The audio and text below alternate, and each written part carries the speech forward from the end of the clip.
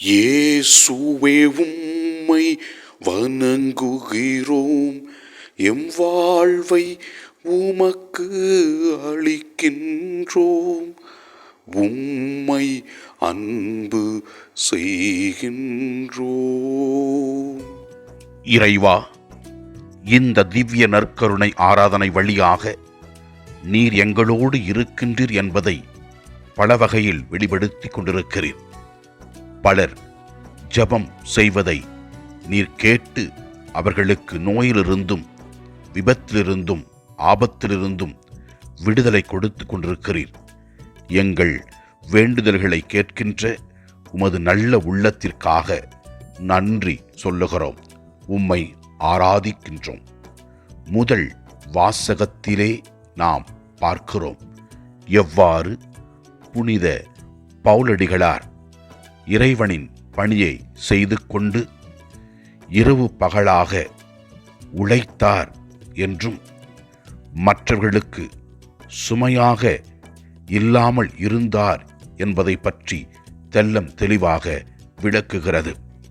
நாமும் இறைவனின் பணியை செய்கிற வேளையிலும் இந்த உலகத்தில் வாழ்ந்து கொண்டிருக்கிற நேரங்களிலும் மற்றவர்களுக்கு சுமையாக இல்லாமல் நம்மால் முடிந்தளவு உதவிகளை செய்வோம்.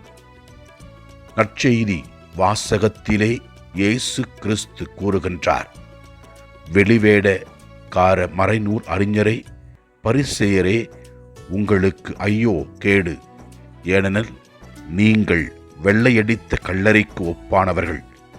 அவை புறம்பே அழகாக தோற்றமளிக்கின்றன, அவற்றின் உள்ளேயோ இறந்தவர்களின் எலும்புகளும் எல்லா வகையான அழுக்குகளும் நிறைந்தவையாக இருக்கின்றன.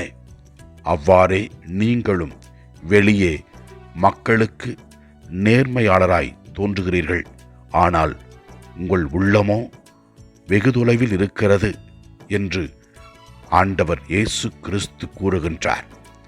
வெளிவேடத்தை விரும்பாத இயேசு நம்மையும் அழைக்கின்றார். நாம் இறைவனுக்கு ஏற்றவர்களாக வாழ்ந்து சொல்லிலும் செயலிலும் கடவுளின் பிள்ளைகளாக இருக்க ஆண்டவரிடத்திலே நாம் ஜெபிப்போம்.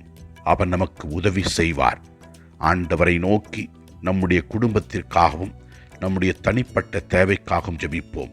எல்லாம் வல்ல இறைவன் தந்தை, மகன், தூய ஆவியார் நம் ஒவ்வொருவரையும் ஆசீர்வதிப்பாராக.